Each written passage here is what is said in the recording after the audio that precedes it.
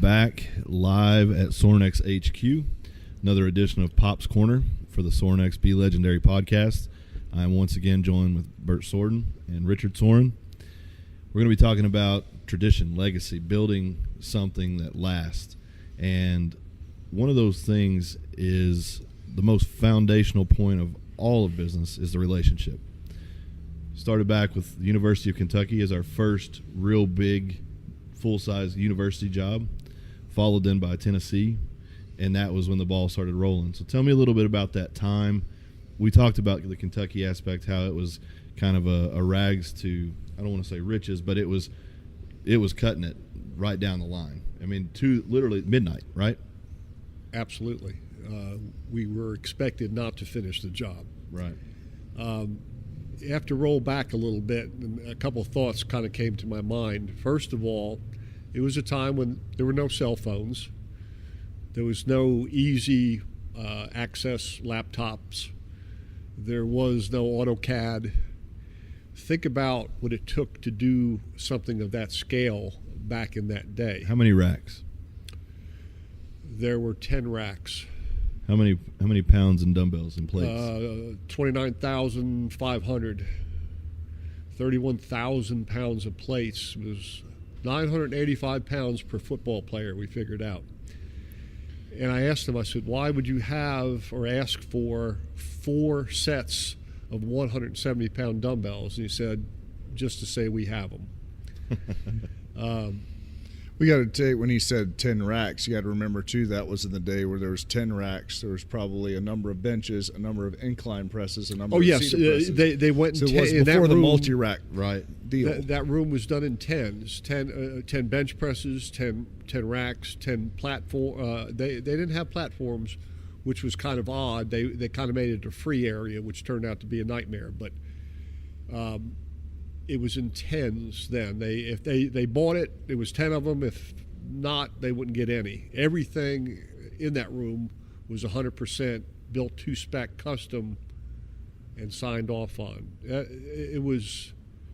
If I had to think about, if you had to define the greatest moment in your life, other than having your children, I think for the day, the time, what I had, what the company had, which was very little, that was probably the greatest thing I ever did.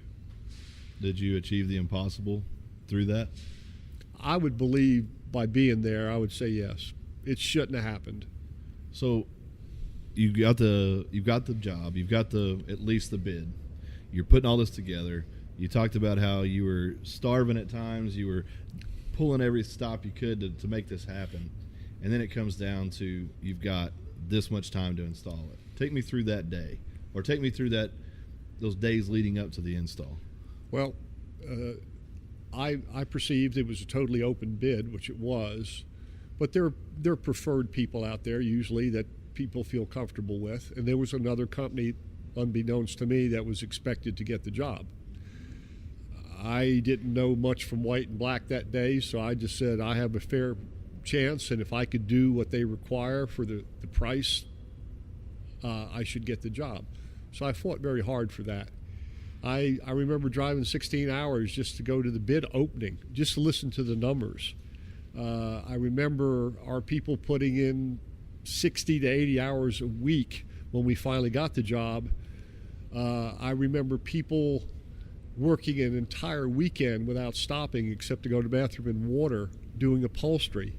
I remember finding things that was not supposed to be available. We were so crunched for time, so crunched for money. Passion, they would follow me into hell, and I was not going to stop leading. So with that in mind, they did the impossible. They helped me to do the impossible. It wasn't supposed to happen, but I didn't figure it was a defining moment. It was a defining challenge. So you get there, you got everything ready to go, and now it's raining, right? Well, it was I believe July. It was extremely hot. The truck that was supposed to back up right to the door couldn't get any closer than the width of a football practice field apart. It was not raining, we were there 2 days. It rained the second day, but the first day when we arrived, it was pushing 100 degrees. They had the sprinklers on. Okay. So the field was like walking on a wet mattress. Right. We had to hand carry everything.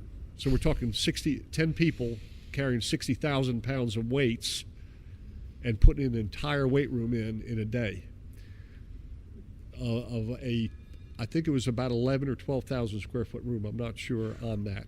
And that was fully welded racks. That was fully welded racks, heavy as could be, built each one to a signed off spec, because the coach truly was a brilliant man. He knew training and he knew exactly what he wanted. And he was guarding his position and the school's position as being major power players to entrust that job to me. If I was to fail, my head would be on the block. Right. So at the completion point of this job, obviously tremendous relief, tremendous pride in the work that you've done. Was there positive momentum after that, or did you have to just continue that trend of, I'm going to get out here and I'm going to claw and I'm going to scratch? Well, after seeing half the crew, old term, monkey out, as far as to work till they literally collapsed in place, to see them give that much, to be standing there in the morning of the opening and having everyone on the staff from the school doubting that we finished the room for the ribbon cutting, and blood running down my shirt from a stack of dumbbells falling on me, because it's the only white shirt I had, and the coach looking at the AD saying, it's done. And from that, my guys were beyond tired to be elated, but it was like they won that war. Yeah. All things thrown against us, that little ship was still floating. And from that, I think we all became closer. I think on the horizon, we became the people that could do it, could do what they call back then a super room. How many people left after that job? None.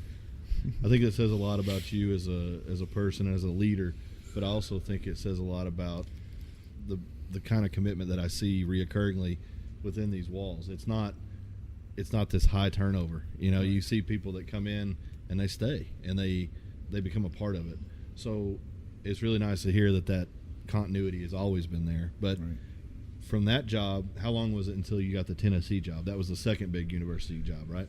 Yes, we were still kind of reeling from how hard we truly had to push. It's like how you would feel after the Olympic Games. Well, so in that point, you've kind of been doing everything on a shoestring budget, these crazy hours. At the point that you finished the UK job, did new doors open as far as lending? Were you able to buy new equipment? Were you able to hire more people? I was able to, by the success of Kentucky, we had a good bit more interest in business. The banks, being an old school guy, I never loaned money that I didn't have. I never borrowed money that I didn't have. So if it didn't come out of my pocket or I didn't sell something I owned, jobs wouldn't get funded. And it's a big turnaround time-wise. It's not like I start building today and you give me the money. I get the money probably in 6 months when it's all over. So it was extremely difficult to keep the ship afloat, but people knew we had something special to offer. I respected Bruno Poletto, who was a Olympian shot putter, fantastic coach, and he knew that to stay current within his arena, he would have to come up with a super room for Tennessee. So I was contacted, and even though there were vendors that actually attended Tennessee that were good builders, it was indicated to me if we could do to the absolute spec, do the job of his dreams, that we had a shot at it. And he came up to me and told me, I never forget, he says, I want it just like Kentucky, but better. And I looked at him and I said, we can't do any better. We gave everything we had. Right. He says, I want it bigger and better. Why I agreed to it, I'm not sure. Yeah. but it was bigger, and after doing things totally custom the first time, we were more comfortable with it. How much of a say did he have in the development of these things? You know, you mentioned at Kentucky, he wanted things a certain way.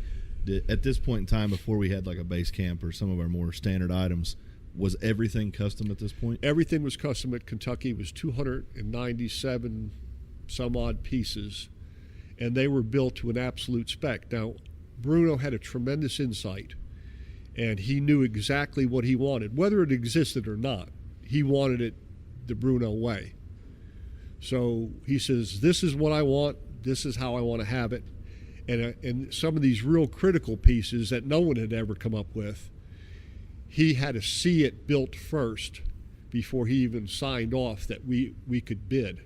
Oh, wow. So some of these things had to be designed and shown to him before he would even allow us to be bidders, which was pretty tough, you know, but everyone else had to man up too. Did you ever feel like it was just a job that would never get done? No, because I figured if we did it once and we knew what the mistakes were, we know what we had to overcome, what we had to ramp up on, that the second one may be easier. And even though it was larger and we had a couple more people, we probably had up to 15 maybe by then. As Bruno would tell me in private, that's the greatest room that ever was built. Do you agree? At the time? Yes. Yeah. Without a doubt. There were things in there that because he pushed the envelope, it pushed my envelope, and my guys followed us. And it happened. There were things in there that it just were amazing.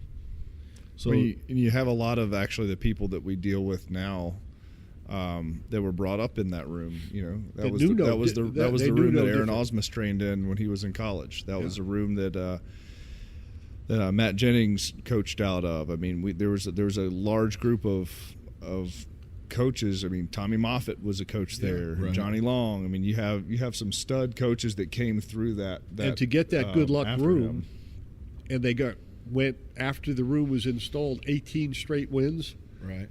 That didn't help. That didn't hurt. No.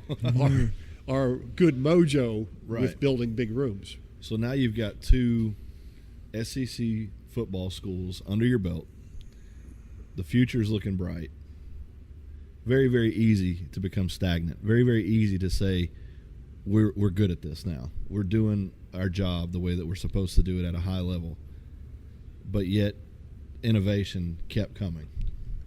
Was that mandated by the schools, or was that more dictated by your vision? In Rooms to Follow, I knew what was a hit, what wasn't. I knew when we were pushed to do a new piece that what the real impact would be. The higher level the coach was thinking on the thinking basis, the programming basis, but also that was an in the trench type person. We couldn't have been more challenged than with Tennessee and Kentucky. It came up front. It was front loaded. Right. The rest of the things were very, very nice, but I had a template out of 600 custom pieces that, yes, in another room, we have those many pieces. It almost already created and for. revamped our line. It did. It revamped the line and showed us what worked, what really didn't work, what people took for granted, what needed to be changed. We were paid kind of to do our R&D. Much as like Auburn and Penn State Absolutely. later on. Absolutely. Yeah. How soon are we talking after that? Auburn so Kentucky was what year?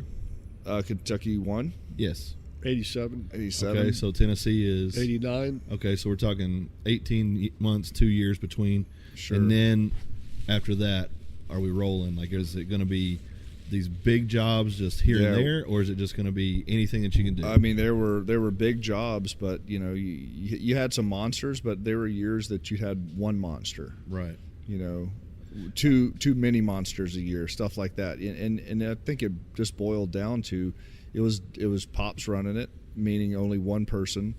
It was just the time of how strength training was in the country. There's a lot of competitors that were well vested, well funded, and they were clicking right along with mega millions behind them. And I came on in 1999 as Dad's basically a helper and assistant. There wasn't a specific job description. It was get in where you fit in. Right. And so it took a while. So, I mean, I would say, you always had big jobs come on. They got bigger and bigger and bigger. But then things really started cracking. Super rooms started coming quicker, 2008, 2009. Yeah. So you talk about there from that standpoint, almost 20 years. Yeah, overnight success. Overnight 20 success, years. Right? Yeah, yeah. Try to hold your breath for 20 years sometimes. So fast forward then. I don't want to dismiss any of the schools starting and in between, but I got to see the new Kentucky room. This will be the third, right? Yep. Yeah. Okay, so we've got a new evolution. It's a new space, completely designed to facilitate premium level SEC football. Kentucky finally got serious about football, and they asked you guys to do it again. And at the time, that was cutting edge, state of the art. Sure. None better, right? Well, who comes in right behind them and gets, I want that but better? As a philosophy or as a business model, I want that but better.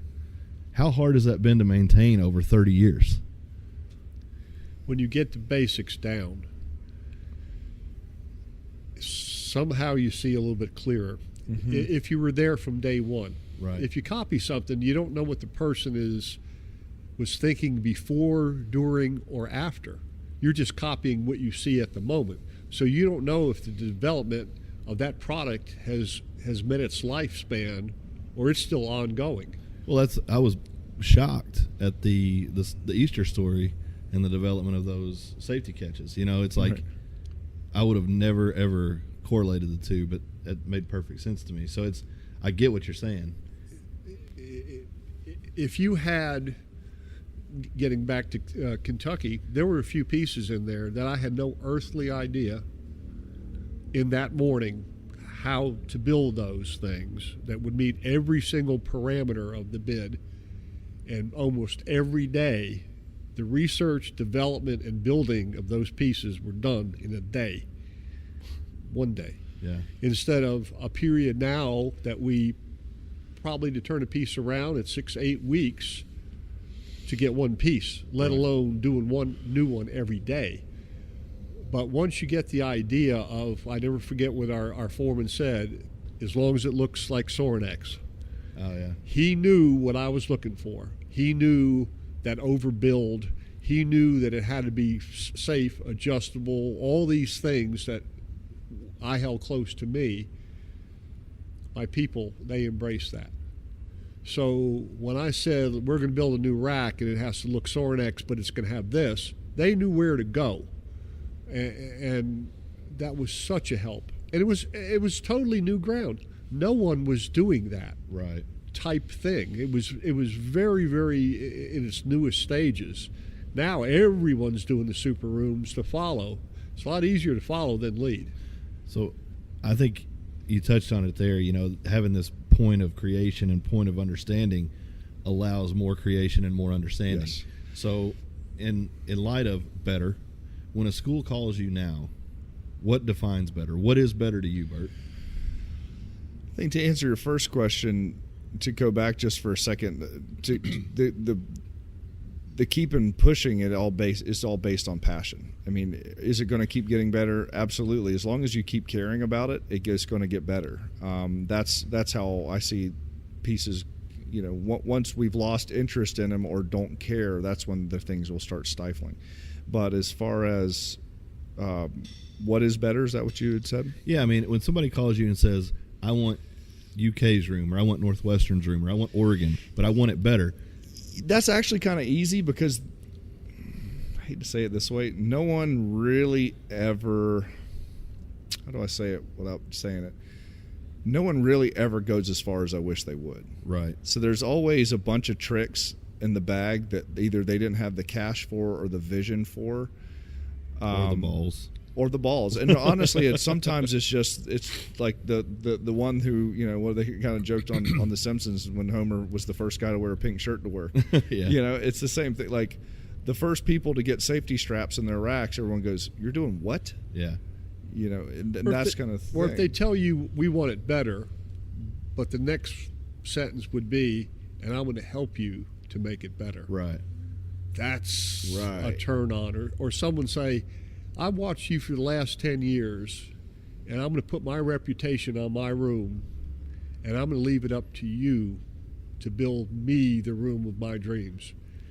That'd be amazing. That would be the ultimate. But unfortunately, usually there's a budgetary restraint, Certainly. or there gets to be too many cooks in the kitchen, or too many politics involved. I mean, there's some things that are in the bag of tricks I think would completely turn the mega rooms on their ear. Is anyone ready for it? It'll come out. They'll see it in the next couple of years. It's just who's going to go, I've never seen that before. Okay, yeah, I'm ready. I am ready to be on SportsCenter every day. That's what it's going to boil down to. But I don't think enough people think so forward that are going to take that big, deep breath and just jump in both feet. That's a very small, rarefied air of people that will do that. Retention of clientele, as far as the people who've always done business with us, that's one section. Gaining new business is another section, and also preventing the loss of business. Of course. You got a three-headed monster there. How would you apply, or what advice, I guess I can say, Richard, would you give coming from 1987 versus Bert in 2018? What advice would you guys give individually as far as that goes, and in each of the three? The Pops start that one. I think it's a different way that people buy things today. I was drifting. My mind was drifting. That I look around this addition we put on a building, and let's say it cost $2 million. Well, that's a lot of money, and that's impressive, but it's still a building, and people know what a building is, and they accept what a builder or what a column cost. But if you think if a giant, huge football training area is on the largest weight room in the country, as opposed to the cost of an addition on a building that you don't get any credit for, just think what a magnet that would be for recruiting, for individualized training for different teams. We had a thing at USC here called the bubble. And I looked around, I said, if I had this and they just wrote me a check to put in anything I wanted, it would be the largest weight room in the world.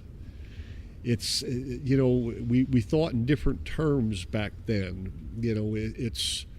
It's the same equipment, but it's applied different in high schools, colleges, and pro teams. There's a different agenda for each room, and you have to embrace that. Bert? Well, how to retain clients? You got to look at every action and interface that you have with them, and make sure you look in the mirror yourself and go, okay, did that customer have an experience I would want to have, or did that customer have the experience that's up to their expectation? If they didn't, you better quickly change it and get it to where they're comfortable and they're finding it as a positive deal. And generally at that point, I wouldn't say it's hard to lose them, but you keep them. But to gain new customers, honestly, Brandon, opening ourselves up to what we do, there's no smoke, there's no mirrors. It's just literally opening the door and transparently saying, this is what we're about. I think we could do a good job. There's a lot of other people think we did a great job for them.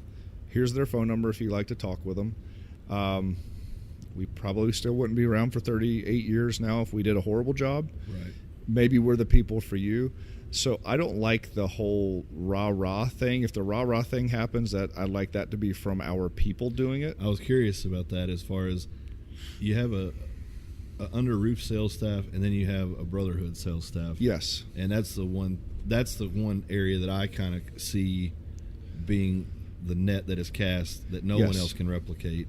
Conversations, whether it's how are things with Sorinex, and that turns into a 5-minute conversation, or it's the topic of dinner. Sure. I've been at situations where it's both, but I see the network proudly standing behind Sorinex. Yeah, absolutely. I mean, that's the goal, right? I mean, that's the goal, is to impact as many lives as possible. So if we're able to do that transparently, I don't question or worry that we won't pick up more customers, as long as we continue to do a great job and invite new customers to check us out. Maybe Sorinexville isn't where they want to live. That's okay. Right. But my job is to make sure that they feel welcome and they at least know what they're getting into. And what we found is pretty great success. But I think the best part about that is, if you don't do the smoke and mirrors, you don't have the perfect marketing scheme or whatever, it's like always telling the truth. Well, you never have to remember what your lie was. Right. Okay, just be transparent. This is what we're about. Do the same thing or a similar type thing for 38 years. And if a whole bunch of people are still around, they're a really good marketing group for you. I think a rule of thumb was, I used to think back, and there was a lot of comfort in that, even through some tough times. I'd close my eyes and think, was there any customer out there that is still thinking that they didn't get a full measure of what they expected? Right.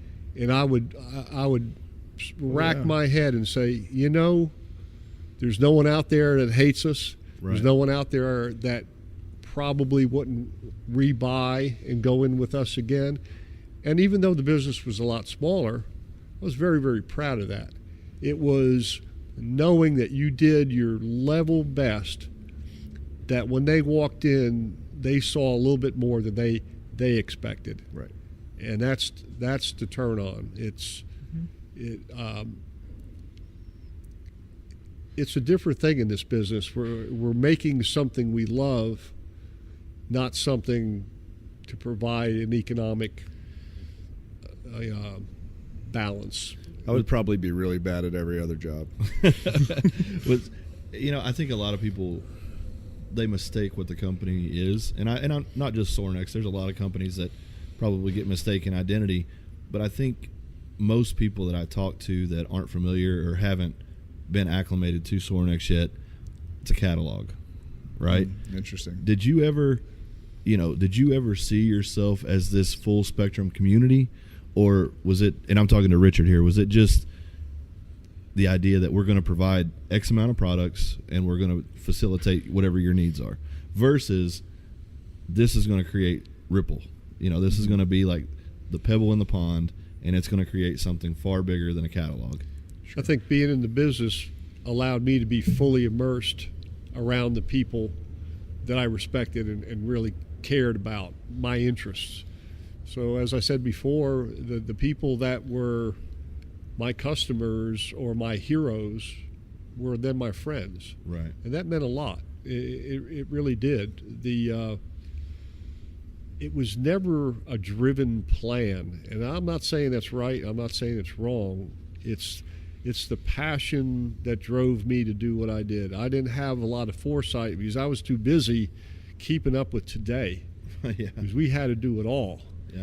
Yeah. But once you get that momentum, you get the right people plugged in that you could trust. You get people of a like mind that tend to work together better. It's not saying that we're right, but if you get people that complement each other, mm-hmm. that work smoothly together, the end product is always better. And then you start building a brotherhood. Mm-hmm. It happens. It's not a contrived thing. Right. It just happens. Yep. Do you think that's better, that it just organically happens? I mean, I see a lot of these companies that, community, network, all these things are buzzwords in 2018. And I think that they're understood that a company with a community Sure. is twice as dangerous as a company. Sure. And I think that a lot of people try to manifest that with the intention of, I'm going to create culture. I talked about it at Summer Strong. I don't believe you could build culture. Everyone says, "Oh, you guys got a great culture." A culture is just it is a manifestation of what you are. Right. And as the leaders of the pack, and I'm not just saying he and I, but the leaders of Sorinex, and you're one of the leaders.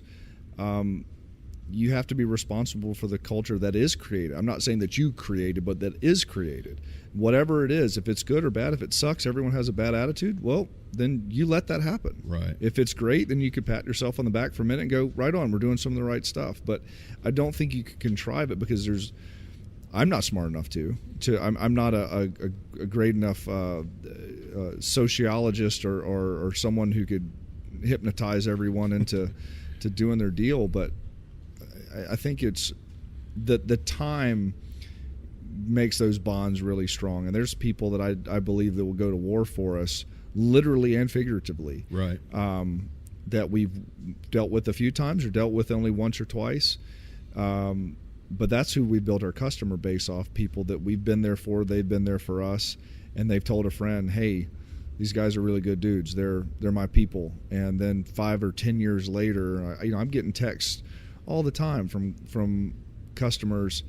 You guys are killing it. So excited for you guys. And I think back, I go, I was at his facility in 2002, putting in his facility that's still successful, still doing well, and that he still thinks to shoot me a text and see what we're doing on social media, and it's like, man, I'm still rooting for you. I'm glad the rest of the world saw what I saw.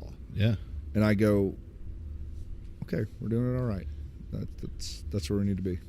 Yep. Richard, a couple questions. Number one, and I want the same from you too, Bert. Not you too, but you get it. As a creator, and to even go back to the term artist, what kind of feeling do you have when you put all this time, this effort, this struggle, and then across the street you see an emulation? What do you feel? I think when I was younger and didn't understand life as well, and with age, I think things, a lot of the emotion of a problem or I don't know, it kind of fluffs away, and you're looking at really the essence of something. I used to be so enraged that why did I work and try so hard to do something, and other people would just simply take it from me? But that was the nature of business. And after a while, I said, if I'm going to stay in this and call it a business, I have to operate it as such.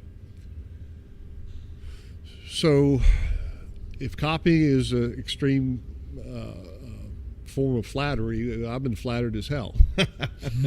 Right. But today I could understand that it is a business, and it's not something that's fun for Richie to do. Right. That a lot of people's lives depend on us. That it does happen. It's a competitive business, is a competitive thing. I'm not angered anymore. I'm a little disappointed because I wish other people would have tried or had the joy of going through the pains I did. Right. To get where they are. I can understand. Instead of the shortcut, the Cliff Notes. Yeah, you passed the exam, but have you really learned? No. It's a great way of putting it.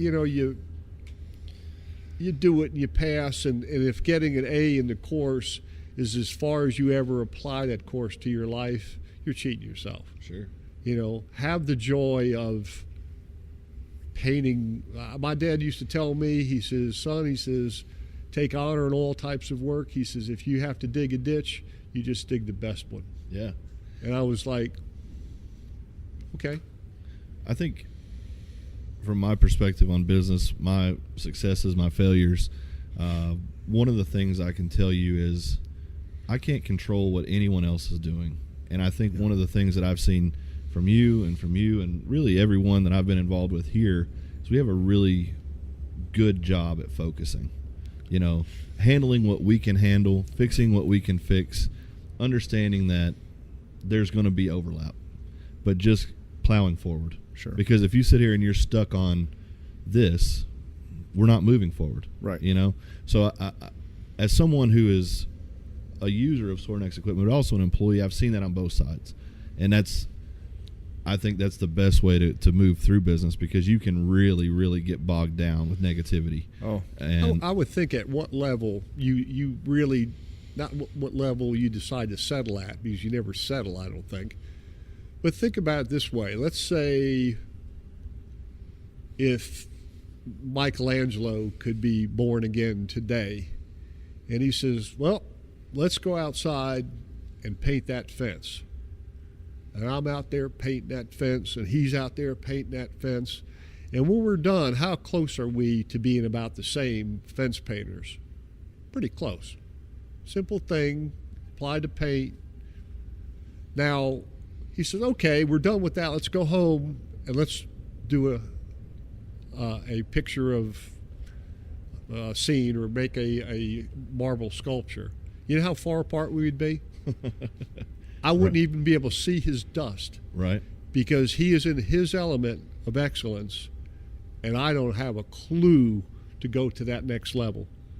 I could paint a fence with him, but I can't, let's say, paint the Mona Lisa or do something of the level he was born to do. It's very, very difficult. Does he want to copy my drawing? I doubt it.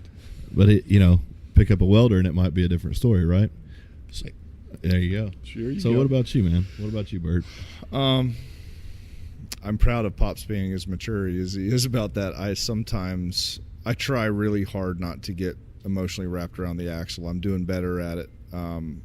But I agree with what he's saying. You go through the process is the fun part. Mm-hmm. And I love how he put it, that I want other people not only to have to go through that process to pay their dues. Right. I would think it's like, a rock climber finding a way up a path up the mountain and finally gets there as the first guy there, and then everyone uses his tie-ins to get up. Right. And you go, dude, I almost died on this mountain trying to figure this thing out. It's cool that you got up there in an hour and a half, but so I don't know. I struggle with it at times.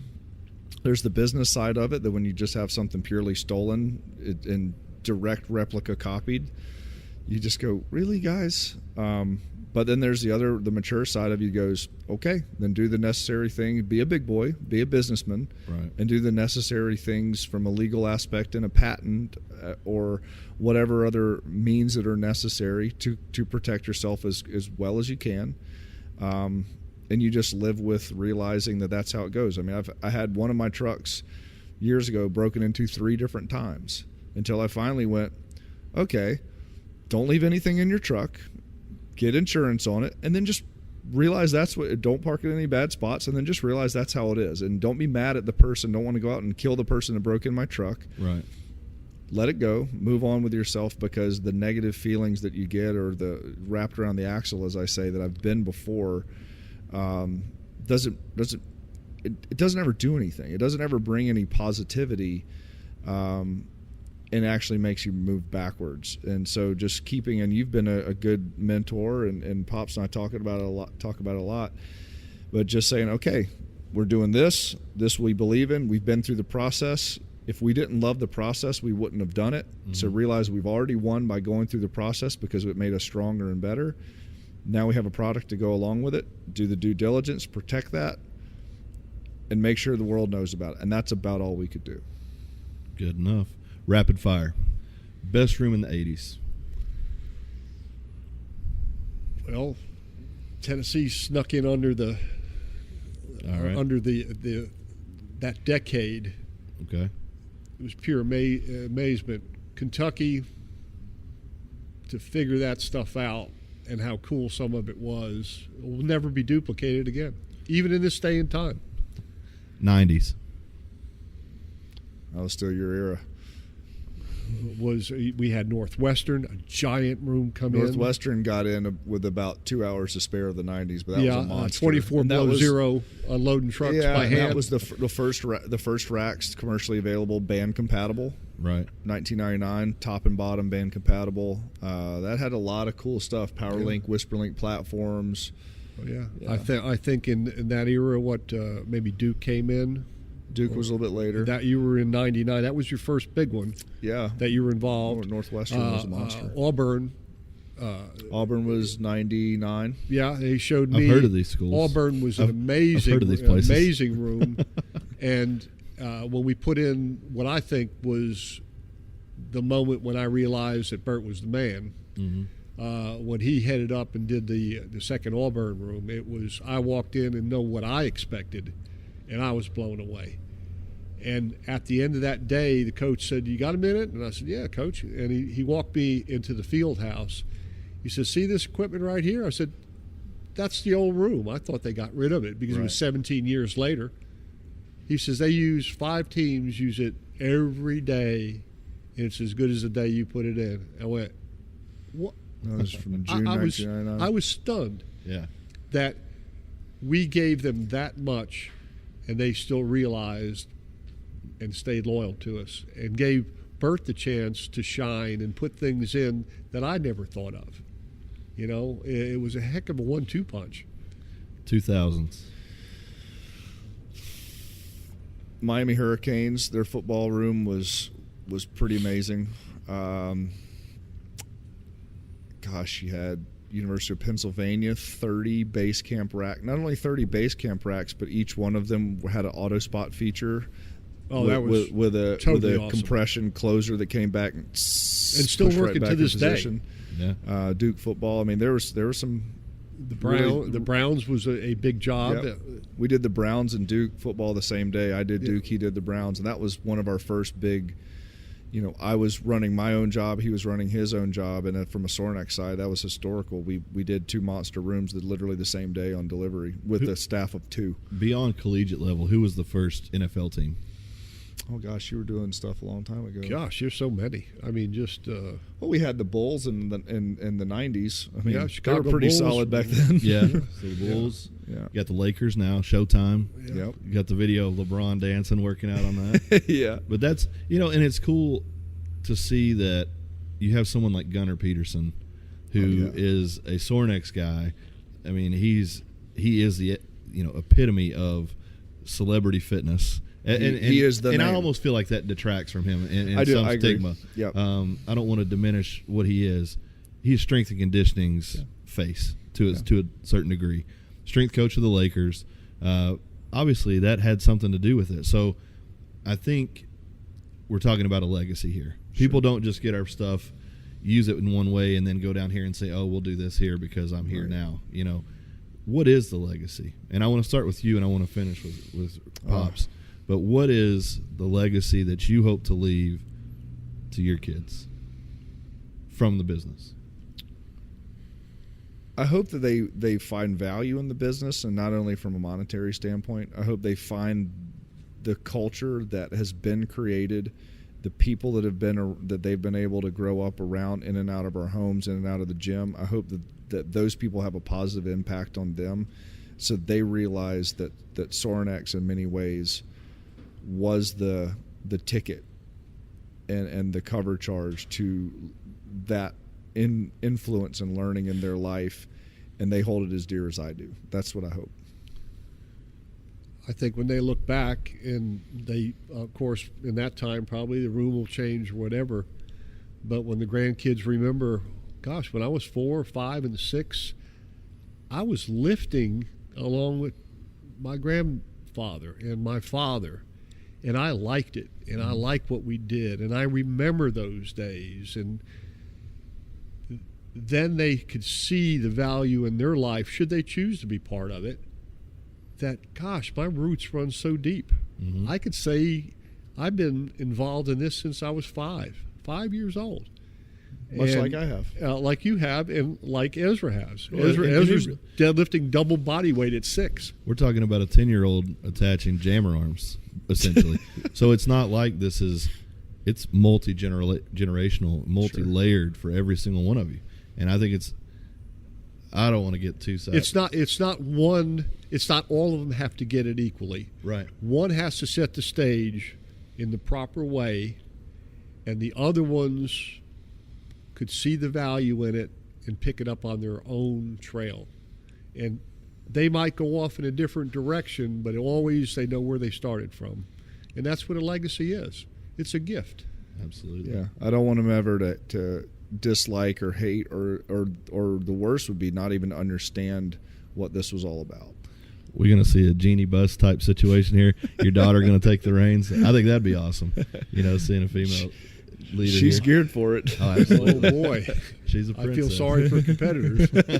Oh man, I think that's a great place to end it. I think it really does boil down. If you're listening to this and you're not acquainted with the people or the racks, what you need to understand is this is a family, and this is much more than the Soren family. It is now the Sorinex family. Yeah. And for whatever that's worth to anybody listening to this, if you have an opportunity to talk to someone that is a part of the network, is a part of the Bosco Brotherhood, anyone has an opportunity to train on one of our racks, I think once you have that initial connection, it's only going to spark more interest. I don't think this is something that you use once and walk away from. Yeah, it's polarizing. It's in the mail. Be legendary. Get ready.